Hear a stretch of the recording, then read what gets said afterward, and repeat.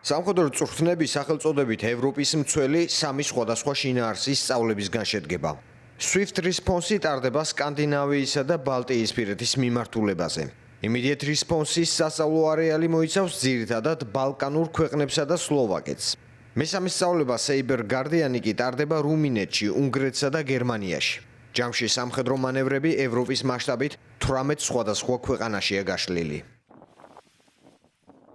Defender 25-ის ფარგლებში 18 სხვადასხვა ქვეყანაში, რომლებშიც წვრთნები ტარდება ნატოს წევრი და ჩვენი პარტნიორი ქვეყნებიდან 25,000 სამხედრო განთავსდება, რაც 30 ქვეყნის ერთობლივ ძალისხმევას ნიშნავს. წვრთნის ეს ნაწილი მოიცავს 5 თითქმის ერთდროულ საჰაერო დესანტირებას, რომლებიც ჩრდილოეთ რეგიონსა და ბალტიისპირეთში განხორციელდება. ეს ქვეყნებია ნორვეგია, შვედეთი, ფინეთი, ლატვია და რა თქმა უნდა ლიეტუვა. ასეთი წვრთნები იდეალურ შესაძლებლობას იძლევა ნატოს მოკავშირეებისა და მათი პარტნიორებისთვის, რომ გამოიმუშაონ საბრძოლო ძალების განლაგების უნარი არა მხოლოდ ევროპაში, არამედ მსოფლიოს ნებისმიერ წერტილში. როგორც ამერიკის შეერთებული შტატების არმიის ევროპული სარდლობის მიერ გავრცელებულ ოფიციალურ ინფორმაციაში აღნიშნული, წვრთნების მიზანია იმის შემოწმება, თუ რამდენად სწრაფად შეძლებენ ამერიკელი სამხედროები ევროპაში გადმოსვლას და აღმოსავლეთ ფლანგზე საბრძოლო ოპერაციებში ჩაბმას. ამასთან სამხედრო სასწავლო ამოცანები თანამედროვე გამოწვევების ადეკვატურია. ჩვენ ყოველდღიურად უახლოვდებით ახალ რეალობას, ვცდილობთ სხვადასხვა მიმართულების, კოსმოსური, კიბერ და ელექტრომაგნიტური შესაძლებლობების ინტეგრირებას, რათა გავხსნათ ფანჯარა ასეთი ოპერაციების განსახორციელებლად. ნატოს ყველა წევრი აქტიურადაა ჩართული მოდერნიზაციის პროცესში, რომელიც უკრაინისგან მიღებულ გაკვეთილებზეა დაფუძნებული. ჩვენ ყოველდღიური ურთიერთობა გვაქვს უკრაინელებთან და მიღებული გამოცდილება სწრაფად გადმოგვაქვს წვრთნის პროცესში. სწავლება ევროპის მცველი ამერიკის შეერთებული შტატების ევროპული სარდლობის მიერ უკვე მე-6-ად ტარდება.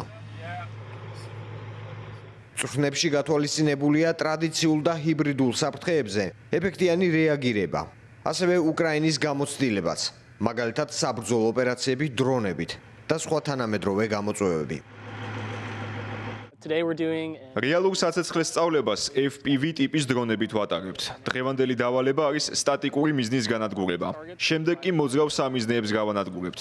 მათ ვუმიზნებთ სპეციალურად შექმნილ და მრავალჯერადი გამოყენების FPV სისტემებს. ეს არის Sky Raider, რომელიც დამზადებული და აწყობილია 173 საჰაერო სადესანტო ბრიგადის მიერ. ჩვენ გვქვნით საკუთარ დრონებს, რადგან ეს საშუალებას გვაძლევს საჭიროებებზე დაფუძნებული მიდგომით შევარჩიოთ შეიარაღება. უკრაინისა და რუსეთის ომის განმავლობაში შეტაკებების 60%-ზე მეტი სწორედ FPV დრონების მეშვეობით მიმდინარეობს. ამჟამად ამერიკის შეერთებული შტატების არმიას სჭირდება მეტი პრაქტიკა FPV ტიპის დრონების განადგურებაში.